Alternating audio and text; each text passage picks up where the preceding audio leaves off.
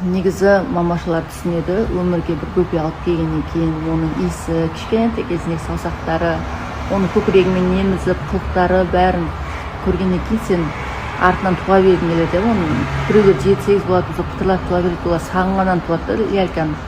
Менде қазір сондай период бар. Құдайдан тілеп жүрмін қазірше, өмірде негізі бүкіл арман тез орындалатын адамның ғой, бірақ именно өз адамды жолықтыруға келген кезде неге бұндай болып жатыр деймін да. Қазір мысалы 37-ге келдім, егіз балаларды хочу, прям екіқабат болып, күтініп, соларды өмірге әкеп аман есен. Күйге тиюден бұрын бұл мен бала алуған қатты қалап жүрмін. Қызымда қоймайды деп кетіп деп.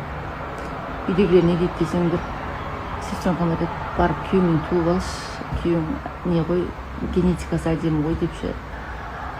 Я не знаю.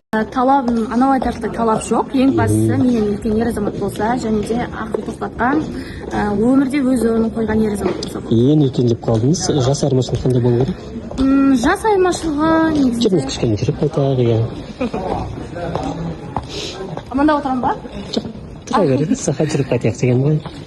Негізінде 30-дан асқан ер азамат болса жақсы болар еді.